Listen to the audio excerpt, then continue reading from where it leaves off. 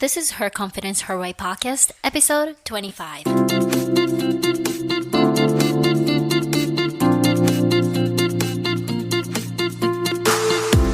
Are you feeling not confident because of your self-limiting beliefs, language, and cultural barriers? You know you can do more, and you know you're better than who you are right now.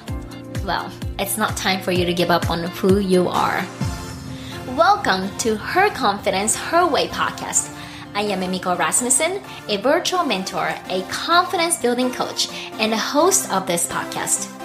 Each week, I will bring you a guest, an expert, or a lesson that will help you to break through your self-limiting beliefs, fears, and barriers so that you can start building your own self-confidence and do what you really want to do without worrying about someone else's opinion and start living a meaningful life. We all have a gifted talent that no one can copy, and we're here to let our talent shine. So don't limit yourself. Are you ready to break through your journey to your self-confidence breakthrough? Let's go.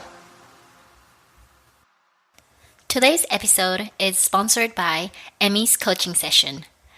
I have been receiving a lot of emails from my listeners about wanting to learn how to find their gifted talent. I have a worksheet on how to find your gifted talent that you can get it for free by signing up on my newsletter. Go to my website, www.theemmystyle.com, to get your free worksheet. So 100% of the people who had used my worksheet and responded to my survey told me that they have found their gifted talent and they want more than just discovering it. I help you to realize your gifted talent and how to turn your talent into profitable business, or help you to use your gifted talent and how to stand out and advance your career. You are more confident when you're focusing on your strengths and using your gifted talent. If you want to learn more about my coaching session, go to my website, www.theemmystyle.com, and click on Work With Me tab. Hey, welcome to another episode on Her Confidence, Her Way podcast. I am your host, Emiko Rasmussen. I am super excited to be here today because I have an amazing guest that I am about to share. But before I dive in, I wanted to say thank you so much for all who are leaving reviews on iTunes and sending me emails that you're enjoying listening to this podcast. It is so nice to hear from you. Thank you so much. I know there are so many podcasts out there, and you choose to download this podcast and listen to my episodes, so thank you so much. Okay, so let's dive in. So today I have an opportunity to interview this amazing lady. Her name is Nikki Warren. I actually met her twice actually in person as well, and she's just inspiring. She inspires me a lot in so many ways. Let me introduce Nikki. Growing up in Japan, Nikki always wanted to go somewhere far, somewhere her parents or her teacher couldn't tell her what to do and not to do. Nikki went to Korea with Korean blind volleyball team, where she first tasted of using English as a common language to communicate with someone who did not speak Japanese. Nikki came to the US for the first time as a short-term exchange student when she was in college. Nikki then came to the US again. For this time, she had an opportunity to come to US through a year-long leadership development program for people with disabilities sponsored by a large Japanese firm. Nikki was one of the interns chosen from all over Japan to learn about the Americans with Disabilities Act, ADA, and services available for the disabled in the US pertaining to her own disability, which is blindness. She traveled to New Orleans, Los Angeles, San Francisco, and San Diego, and worked as an intern at blind service agencies in the community. She received her bachelor's degree from San Diego State University, and she got married soon after graduation.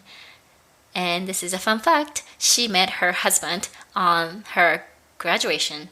Wow, so she got married really quick. But anyway, so this is just a little bit about Nikki, and you will find more about how amazing she is. So just go ahead and take a listen. Here's my conversation with Nikki. Hi, Nikki. How are you doing? I'm pretty good, thank you. How are you? It's a nice San Diego day. That is so true. Well, isn't San Diego like every day is a nice weather? Yeah, but this winter it rained a lot and That's everything, true. Yeah, and it of course definitely. we are not ready for that, and because Mm-hmm. we are freezing at 50 and it's too hot at 80, so Yeah, we're both spoiled with this weather. But yeah. yeah, so thank you, Nikki, for coming to this show. I am super Oh, excited to learn more about you. thank you, thank you for having me. Oh, yeah, this is like such an honor. So I'm just gonna go ahead and just dive into this question. So the first question that I would like to ask is this. So, can you tell us more about what you do? What I do, in your past episodes, all the ladies are so amazing. They're all entrepreneurs and successful. But what I do, I'm a Target sales floor team member. So, when you go to Target, there are ladies and gentlemen who wear red and run around and say, "Hey, can I help you find something?" Hmm. And that's me. I heard That's my that getting a job at Target is difficult, though. Is it really? Hmm. No, the easiest way to get it is to get in as a seasonal and then Ah, work your way out there. And I'm pretty sure it is hard to get a job as a manager or in the office. That's very hard. But if you want to just work as like part-time obasan, that's easy. I see. Well, but you know what? Can I? So this is something I asked Nikki earlier, but you are legally blind. Yes, I am. So the first time I met you and then we decided to have lunch together and then you told me that you don't drive. So I was like, wait, what kind of woman is this? Like, what do you mean that you don't drive? If you live in California, you have to drive. So I know you're gonna talk more about it later, but being legally blind meaning like you cannot see. So you obviously you can't drive. So it's so hard to get to, especially here in San Diego. It takes time to go places. It Just does. taking It's public getting portation. better. Yeah. Well, but you can't compare like the public portation in Japan. So you have so many, things that you have.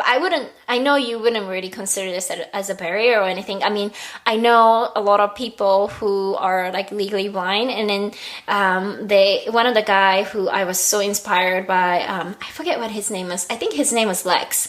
And do you know him? I think I talked about him. Didn't He he show up on TV or something one time? Does he He work was at on the TED. college? He was on a TED Talk speaker for San Diego. Ah, Yeah, but yeah, he yeah, said yeah, that yeah. I can't see, but I'm so glad that that was the best thing that happened to me. When he said Hmm. that, I was like, Hmm. what? And Wow. yeah, he told so many things, and he said that I don't want to, see this as my barrier, but I want to see this Mhm. as like a blessing. So when I Mm, hear this, I was like, what am I doing? Why am I complaining so many things? So nah, nah. yeah. I'm not that enlightened yet. Yes, you are. You have. Oh my But then, gosh, Nikki. I was born blind, or I've never had full sight. So I don't Mhm. know what it's like to see like, like, like regular people. So I didn't lose anything. There are so many people who lost their sight Mm, later in life. I think that's harder than not having it from the beginning. mm, Yeah. mm. I see. Yeah.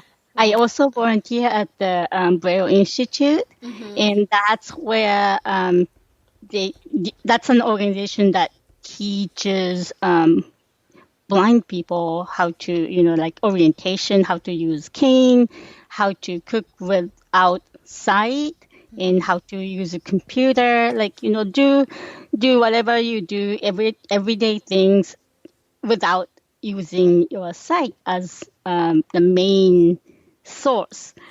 And so many people, mostly 80% of the clients there, lost their sight when some point in life, like seniors, I most of the, see. the people are seniors, so they're Mm-hmm. having such a hard time. Mm, Yeah. wow. Well, but you know what? I know for you, this you were saying like, oh, this is nothing, but just like put this as a perspective because there are so many people who can see and then they can't get a job because they are either lazy or people are just making excuses and then they don't even go for a job interview or people are just scared to even apply for a position. So That's true. there you go. And, Yeah. and it is very, very hard to yeah, you know, it's just like a dating.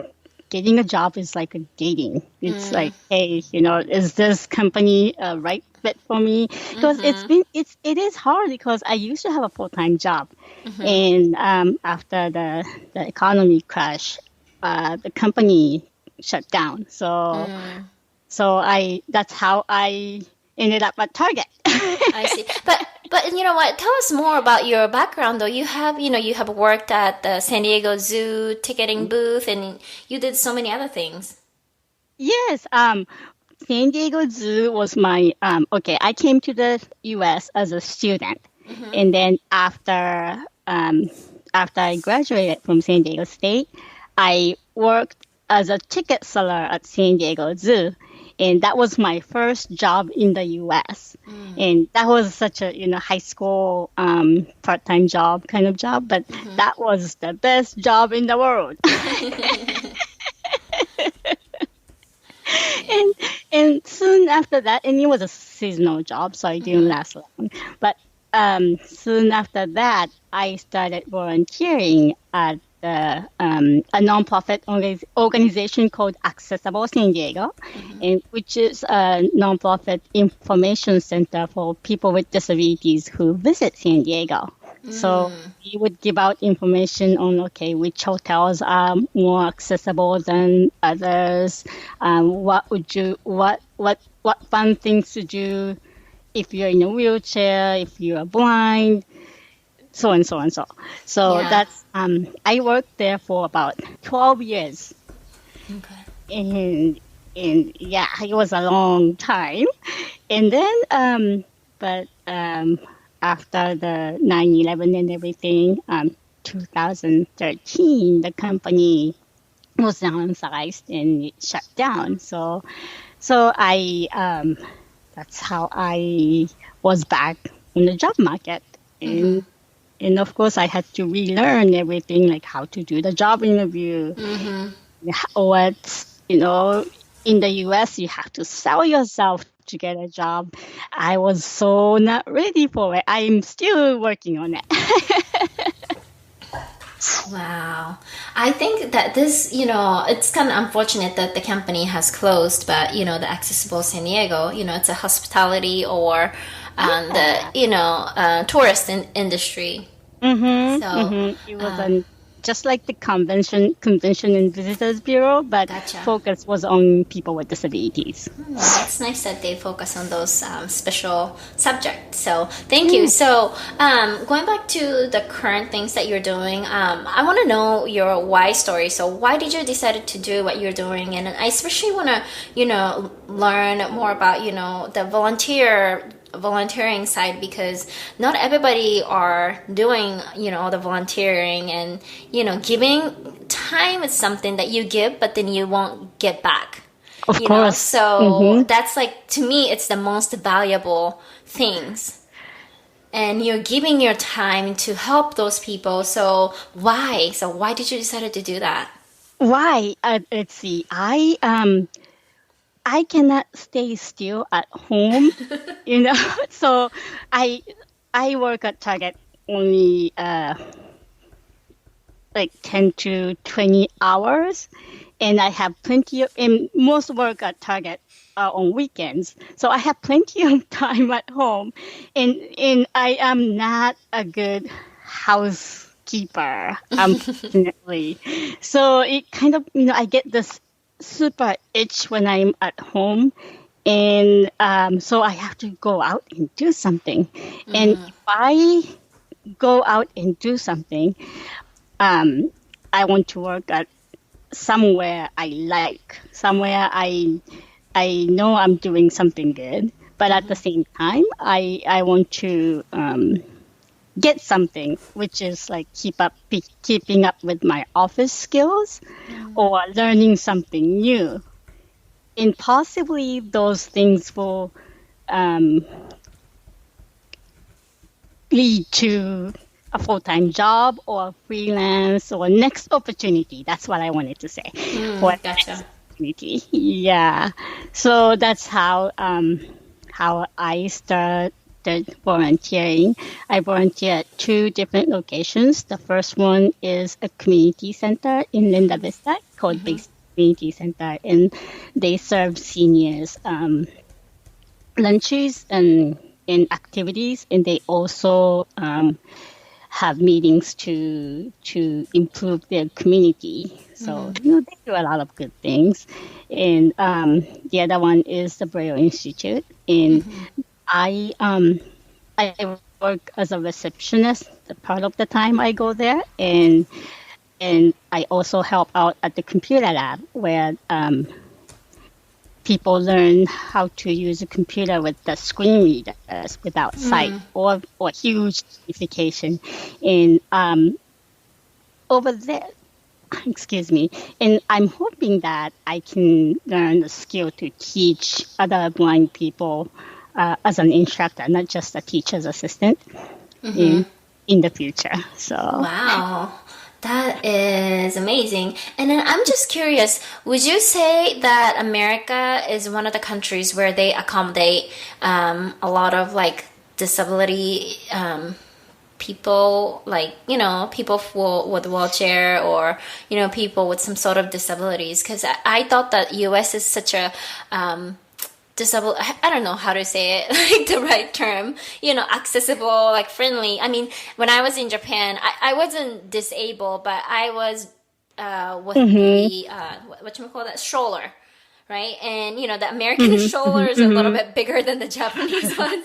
So even when I have to go through the custom, the immigration, my stroller was too big that I have to go through the crew side where the flight attendant and the pilot has to go through. So the lady was like, "Oh, come here, and you can go through this way." And then it was so hard for me to go places because certain train stations, like older, I'm pretty sure now things have changed. And I'm talking about, few years, like 70, almost like 7 years ago, like train stations that are smaller or older, they don't have a elevator, so that's true. I had to like literally grab a stroller and then go up and down. So I missed so many trains that I wanted to catch, but because I didn't calculate those times, or the elevators are like on the all the way in the back. So when I got off the train station that I needed to get off, then the elevators are all the way on the other side. So like I'm just walking like back and forth, and it was just, I thought that it was very difficult. So what do you think? Yeah, I can't speak for people using wheelchairs, but in the States, people with wheelchair users did. Wheelchair users did a lot of advocacy, and then ADA came along, Americans with Disabilities Act. Yeah.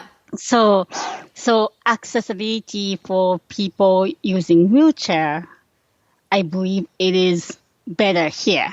But excuse me, on the street and such, it is easier to walk around in Japan than here if you are blind.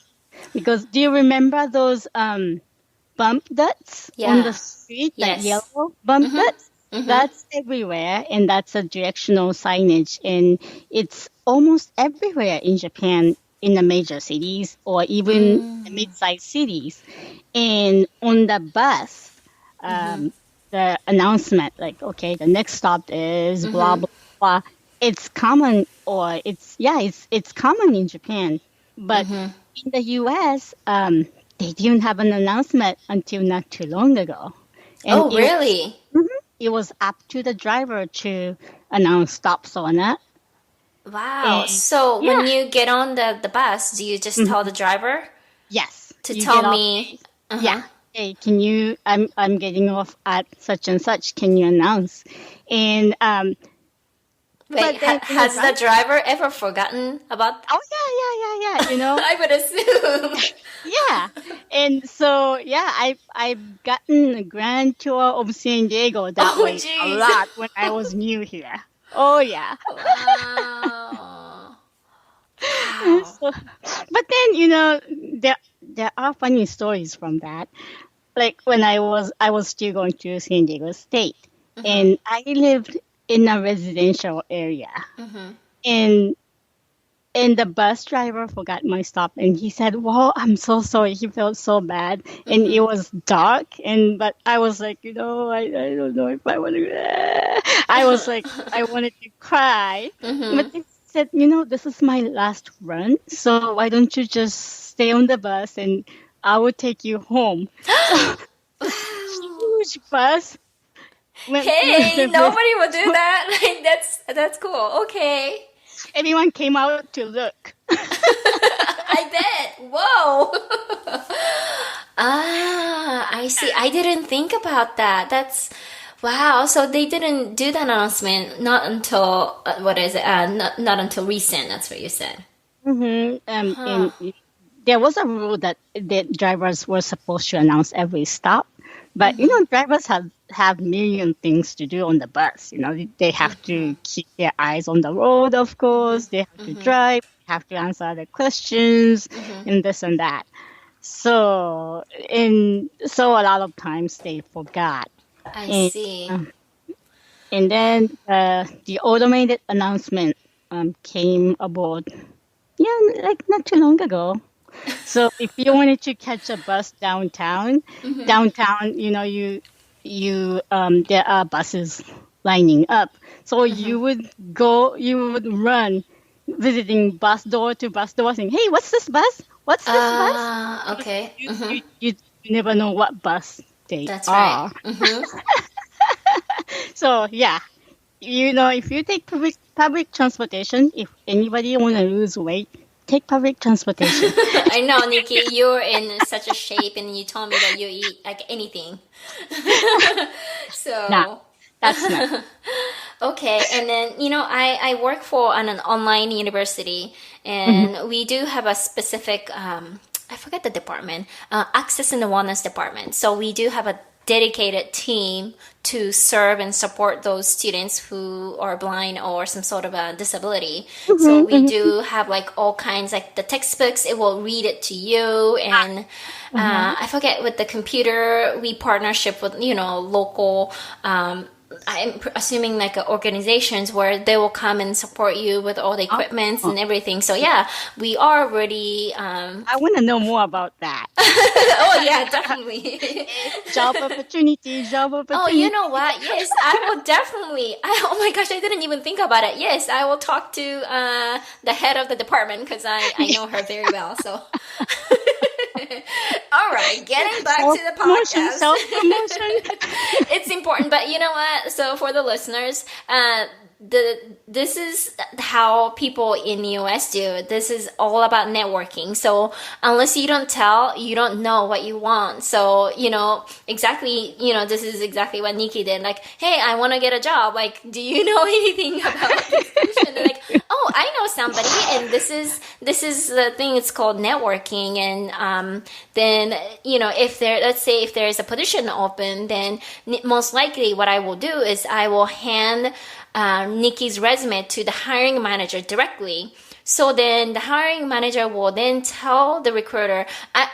I don't want to say like that's how all the company would work. I'm pretty sure each company is different, but majority of the corporate, then they will reach out to the recruiter, and then the recruiter will contact, for example, Nikki, and that's how you can bypass so many millions applications. So networking and self promoting is super important. That's very true. Yeah. I actually had the number. It's actually like almost 95% of the open positions are filled like that.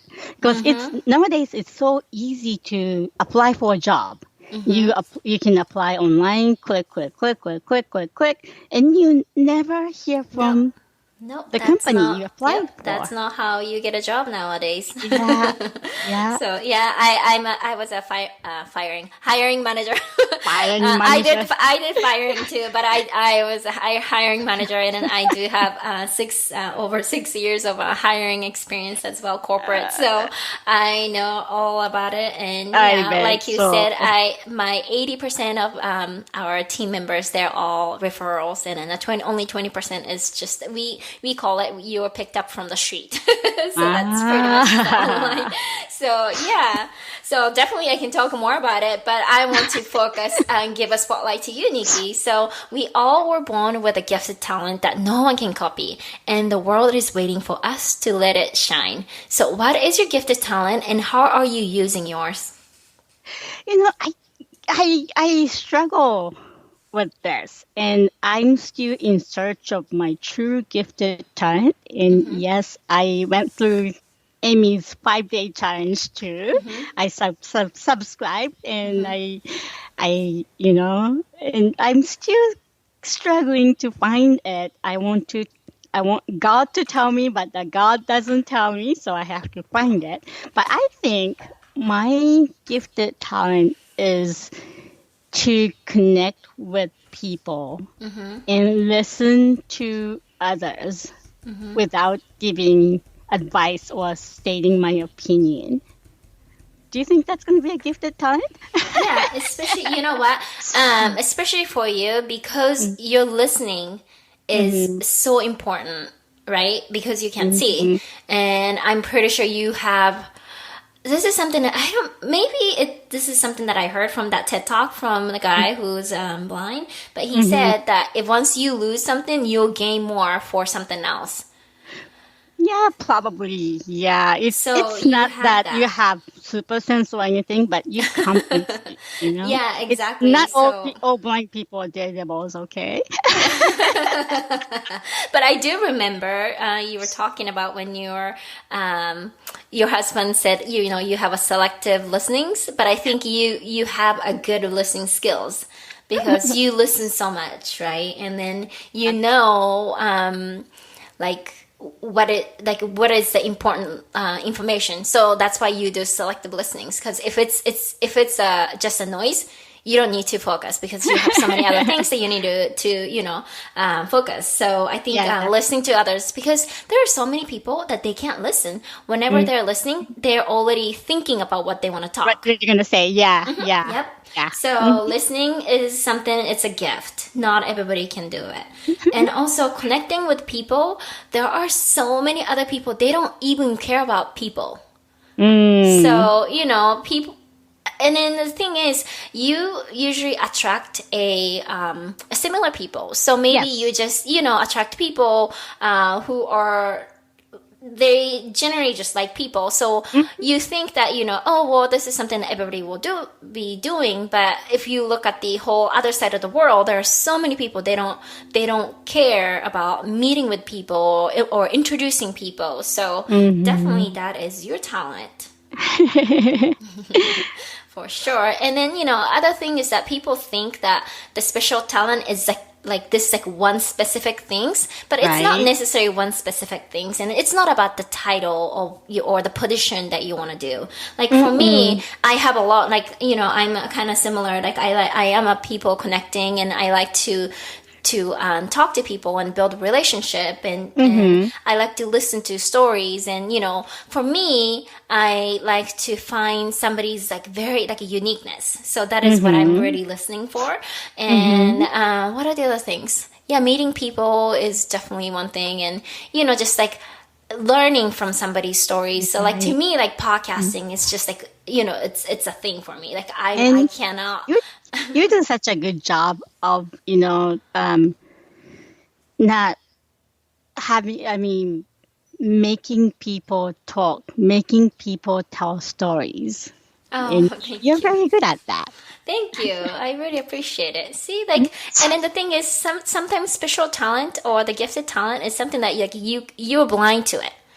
You can't see it, but somebody else is already like recognizing. So, Yeah, I completely, I think that that is your gifted talent. And sometimes the God won't tell you until you really use it. And you have to Yeah, be intentional right? about it. And then you'll hear the voice. So, yeah. So, yeah, all right. So, thank you. And it's time for me to ask you a quick and super fun, no, it's not a quick and super fun questions. I have two questions for you. So, Okay. number one, so what is the moment you felt like you're like, oh my gosh, I'm so like Americanized? I am so Americanized that my favorite food is cheeseburger. I don't like fish. My favorite sushi is California roll. Oh, jeez, you're so American. Oh, please. Yeah, actually, Amy and I got together for lunch, and we were making plans via text, Yeah. and she would, and I was like, I was so Japanese. I was like, yeah, yeah, that's fine. Wherever you wanna go, pick a place. I'll be okay. And then, of course, Amy says, I wanna try this Pokey. Pokey place. And I was like, I looked at the menu and like, what am I gonna do here? And then, the Japaneseness of me is saying, well, it's okay. This is the first time that I see Amy, and I can probably have some seaweed salad or something. But then, my American side of me is saying, hey, that's not right. That's not what you want. But, yeah. Tell her what you want. And so my solution was, you know what? An American side of me and Japanese side of me had a discussion in my brain and then came up with the solution. Hey, if I go there and if I don't order anything fishy, pokey, then Amy's gonna think I'm weird. And then she finds out that I don't like fish. Then she's gonna feel so bad. So I decided, hey, I have to say something here. So I was like, you know what? Counter offer. I remember. That's okay. And then I'm so glad that you told me because I would feel really bad if I told something that you didn't like it. So it's important to communicate. It's telling me no is a good thing. Like, no, because this isn't gonna work. Like, oh, thank you for telling me. And also I get to eat a poke with May, so you saved that. Yeah. So, May, if you're listening, I'm talking about you. Anyway, so cheeseburgers. So, do you have a favorite fast food restaurant? First food restaurant? First food, I'm not sure, but the burgers, I like the Burger Lounge. Burger Lounge. And Oh yeah, we have one. yeah, Yes. and of course, in near my house, there's this place called Lagland Public House. I Okay, so think, you're not really into fast food, but it's more I, like just burger, like gourmet burgers. of course, when I have Okay. money, when I have money. But the first food, I'm okay with. Carl's Jr. has good French fries, and Jack in the Box. I like the Bali Jack mushroom something, but and it's so good. But if you eat the whole thing, you'll be in food coma. That's what happened to me. That's true. It's not that healthy. So yeah. All right. So then, what is fun fact about you? Fun fact about me: I'm a coffee addict. If coffee was illegal, I'd be in jail. And on my Facebook, all I talk about is coffee and in the bus. So my Facebook is not fun. Awesome. What is your favorite coffee? Because I'm not a coffee drinker, so I don't know. What my favorite coffee? Yeah, like, do you like to get it from Starbucks or do you I like? like I like Starbucks and I like Mom and Pop's coffee shop too. Oh yeah. Actually, Okay. today I found this coffee shop. I go to a computer class twice a week. It's it's kind of like a business area. Um, and I asked them, hey, where can I get coffee around here? It says Starbucks. And they said, no, the closest one is probably go to the 30th or San Diego State. And I'm like, that's too far. So I asked my husband, "Hey, do you see a Starbucks or something around here?" And he searched for me, and he did Google Map and said, "Hey, there's a coffee shop in alleyway." So, and he told me how to get there. And this morning I found it. I was so happy. Nice. So the mom and pop shop. Mom and pop shop, yeah. Awesome. So for those who don't know what mom and pop shop means, that's like a store that it's like a more like a personal, private owned rather than like those franchise. So Yeah. all right. So Nikki, can you take us to your journey of your confidence breakthrough? So moving from Japan and living in the US is a big adjustment. And like for me, I have faced a lot of barriers such as language, culture, and my own self-doubt and limiting beliefs. So what was your biggest barrier and how did that barrier affect you? It back in Japan, I was a very, very shy person. And at the end of every school year, teacher used to tell me, "You need to have more confidence. You need to have more confidence." And it was always like that all the way through high school and more. So so when I came to the US, of course I had so many barriers, like of course language and having to speak up, be assertive. That was and still is a huge challenge for me. And it's like, like my real name is Naoko. So there's like Naoko side of me, and I go by Nikki in the US. So, and Nikki side of me. There's when I was deciding the fish restaurant about in the fish, should I tell about my not my not liking fish or not, or just go without, go with the flow and just say, yeah, I'm okay with the fish. Naoko and Nikki have this conversation, always conflicts in my head. And the self-confidence, it's still work in progress, but I have to make it in the US because I live here. And I'm still trying to, like, I'm a born introvert, but and self-made extrovert. And to me, that's working so far with the help of so many people around me. Yeah, that's so important because I was following somebody who talks about being confident, right? And then she said, sometimes people like exactly you, people put a label and say I'm shy, but shyness is something, it's that somebody's actually labeling you. So for your situation, your teacher and everybody was telling you that you're shy. So you're like, okay, well, let me just, put a label that says I'm shy. But shyness is something that's cute when you're little.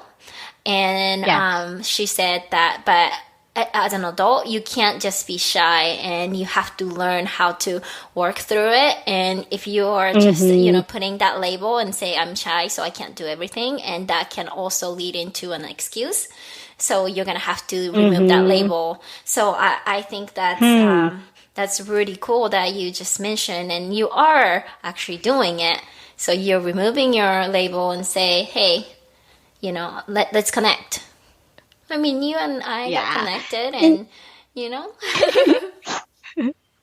Yeah. And, this is like, if you're extrovert, you once say, you go to somebody and say, hello, and the other person doesn't say anything, you can just say, hey, next. Okay, that's fine. But then if you're introvert, you're like, hello, by the time you get to that person and say hello, you need so much courage and determination. And so if that person doesn't say hi back to you, it's like, oh my God, such a discouragement. So it takes time to refuel and go out and say hello again. So I see. Do you think that if you are practicing more and more, do you think that the recovery time is getting shorter, would you say? yes, living in the US actually helped a lot because in Japan, like, it's okay. I just stay here. But and and people would come rescue you. But in the US, if you say, I just stay here, then nobody would notice that you are there. So I have to actually go out and say, hey, I'm here. I'm here. Yeah. Wow, that's cool. Yeah. Well, thank you so much for sharing that. So then, so having been introverted and, being really shy, and how can you share your breakthrough story? So how did you overcome that barrier? And how are you different after you're breaking through those barriers? Well, the breakthrough was that I came to the US as an exchange student long time ago, and it was only for a short time. But and of course, I was in my shy self, and I was in a dorm, just sitting there. And when I go to classes, people would, because they see my white cane, and people are nice. American people are pretty nice, so they would offer help and this and that. But outside the class, I go back to my dorm room, and you be technically by yourself. So unless you go out and start talking to people, so and nobody would come. Well, not nobody, but unless your roommate or somebody would come and say, "Hey, do you want to go to have dinner or something?" Then you wouldn't go anywhere. So I decided, okay, I should just go out and go to the cafeteria and say, hey, can I sit here?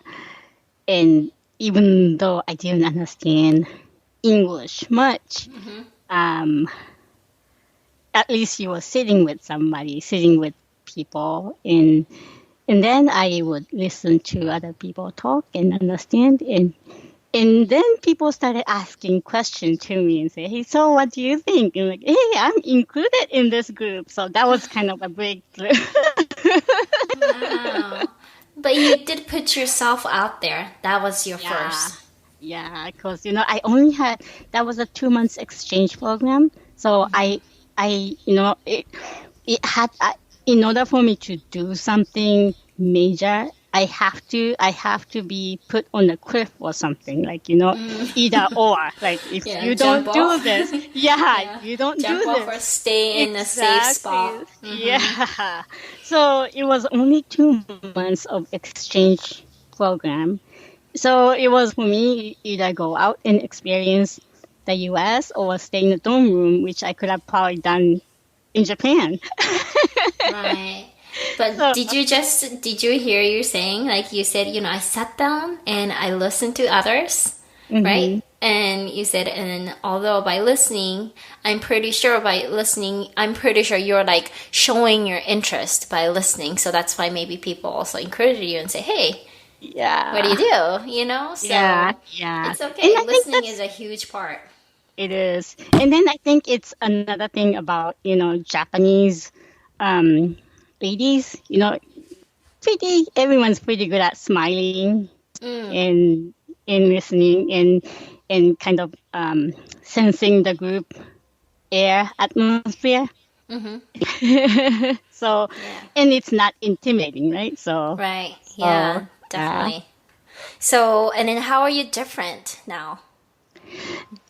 Right now, I'm not afraid of talking to people because, at Target, you have to talk to people.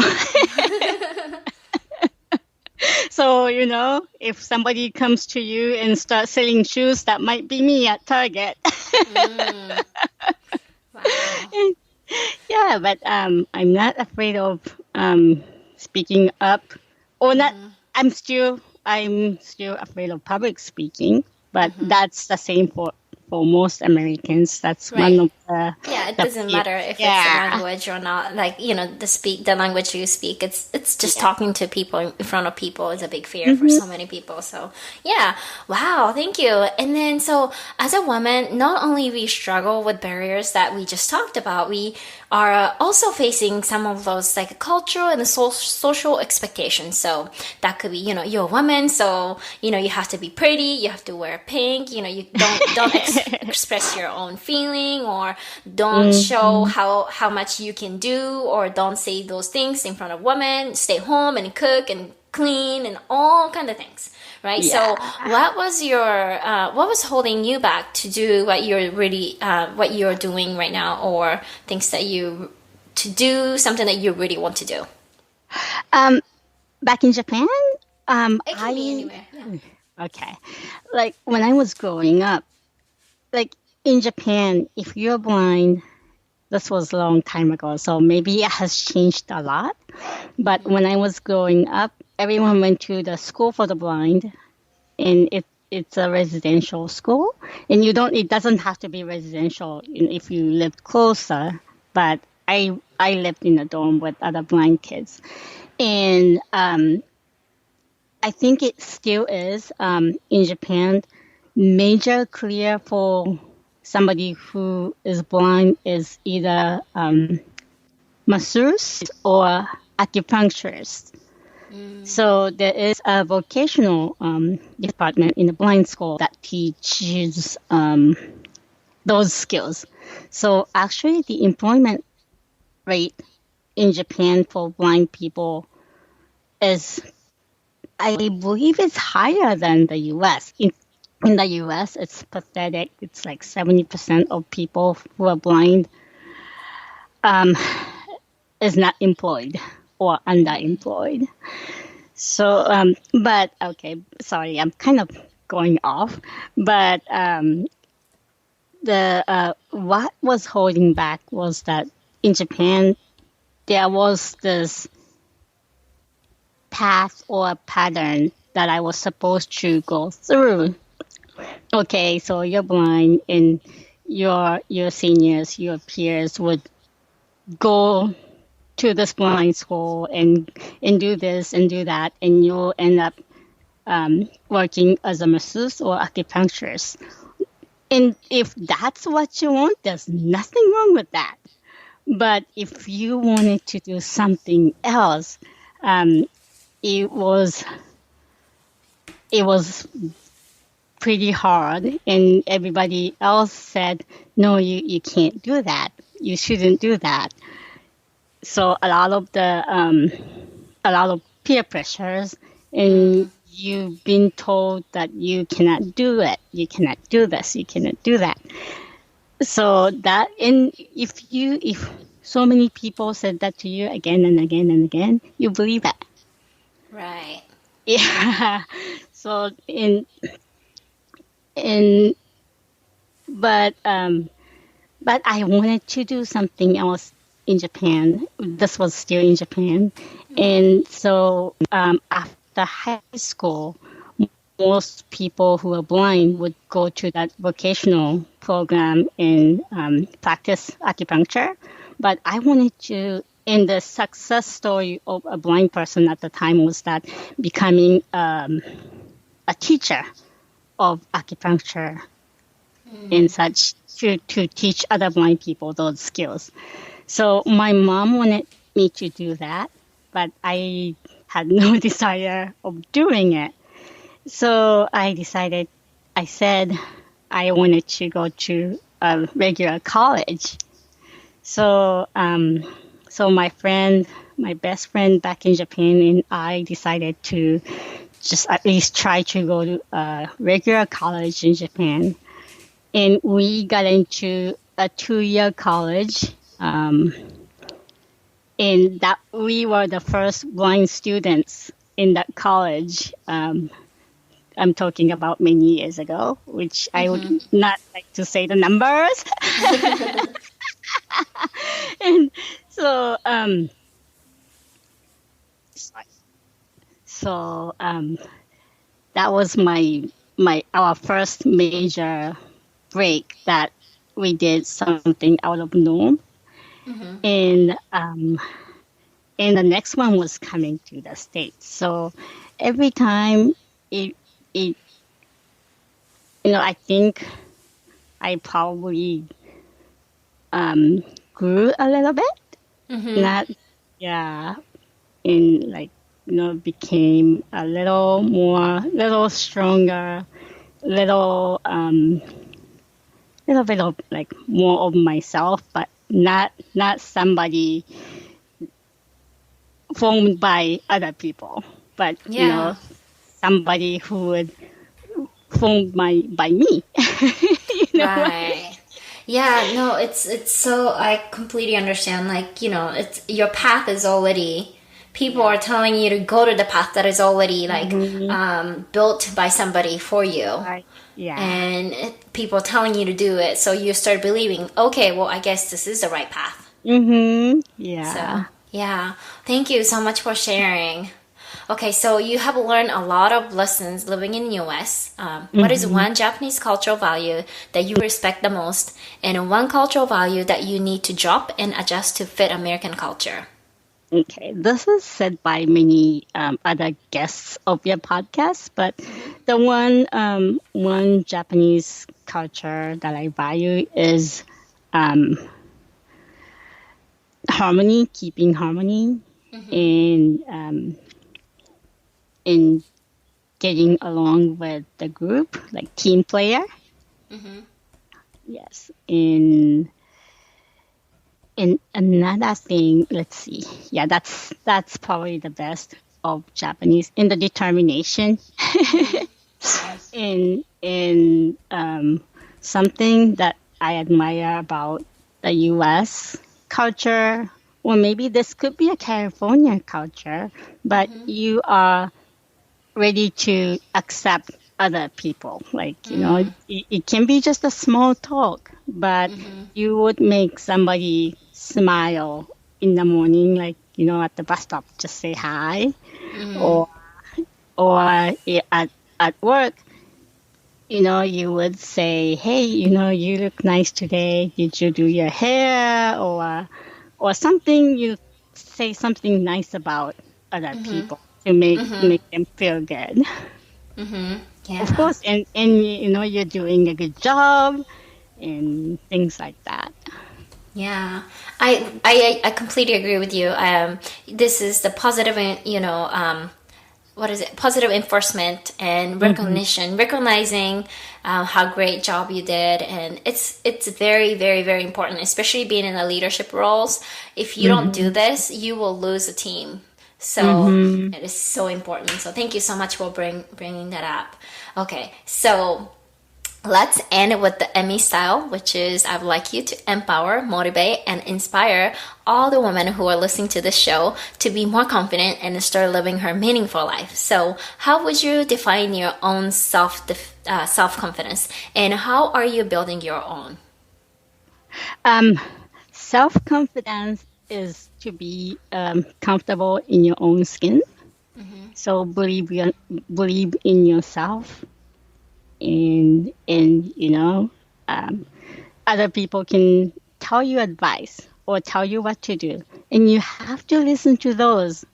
But you cannot always. You can just believe in just those, but you have to think yourself. And, okay, is this a good advice or not so good advice? Yeah.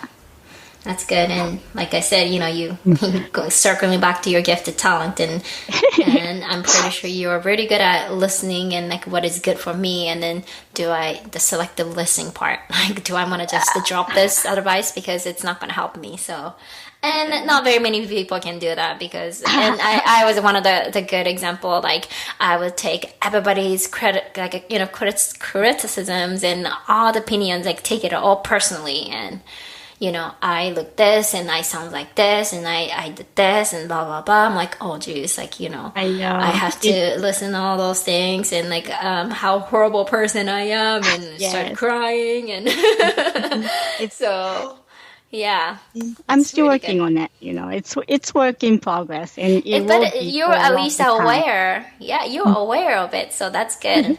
So yeah, start aware of what is a good advice and not good advice. Is a great advice. So thank you. So lastly, what kind of actionable advice would you give to women who are feeling not confident enough to start or transition her career and do what she really wants to do? Um, Excuse me.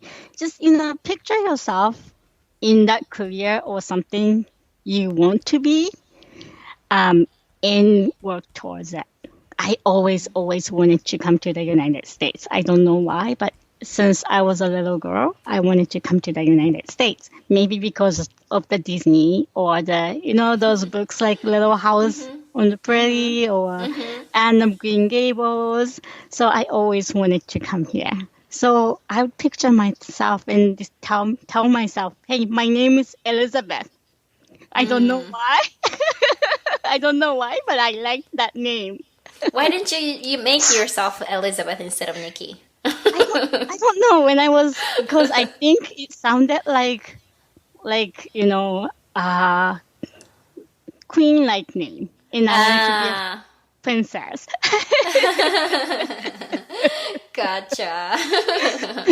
But yeah, picture yourself. So having that vision, it's so important. Great. Yeah, Okay, so but where? not Oh, not go just ahead. dreaming, but my teacher used to tell me, hey, just picturing yourself is a daydream, but you Right, actually have to work at it and right. take actions. And Yeah. that part I still struggle. So, if you dream of something, start it doesn't matter, you just start small, but Mm-hmm. just take some actions. Right. And Thank that's you. I'm telling this to myself as well. Mm-hmm. Mm-hmm. Yes, take actions, and I think you are taking lots of action just from my perspective, but Okay. you like to challenge yourself a lot. So thank you so much for all these great knowledge and the value and the stories. I am just like I said, you influence me in so many influence and inspire me in so many ways. So for those who are listening and they want to connect with you, how can the listener get in touch with you? I'm on Facebook a lot, so you can search me as Nikki Yoshino Warren. That's Nikki and Yoshino Yoshino Warren Warren. But the piece of warning, I don't give many professional advice or anything. This is my personal Facebook. So I talk about missing the bus and getting mad and having coffee. So if that's okay, then that's there. And if you want to know more about what's happening in San Diego or disability related like advocacy, a lot of the blindness related technology stuff, then follow the Twitter account saying at Access San Diego. That was my nonprofit Mm-hmm. Twitter account Twitter. or the Okay. Facebook too. Gotcha. You can search the Facebook page Accessible San Diego. That's in I keep managing it, Okay, so so it's that's an more accessible San professional. Diego.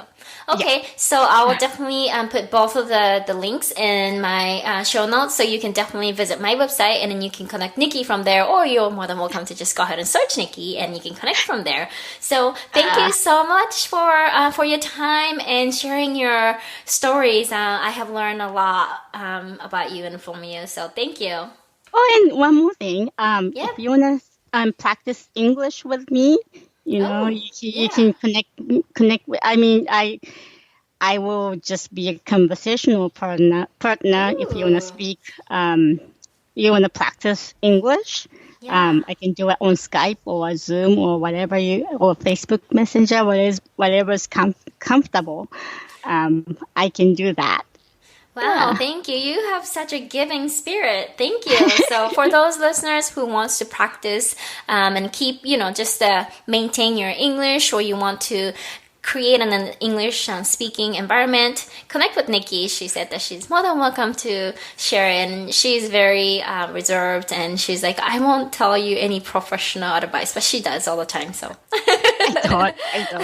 yes, you do. Yes, you do. See, here's the Naoko side of me coming out. All right. Well, thank you so much, and have a wonderful rest of the day. Yeah. Bye-bye. Bye. Thank you so much for spending the time with me today. Make sure to subscribe to Her Confidence, Her Way podcast and leave me a review, which will help this podcast to be more visible so that other women can find this podcast easily.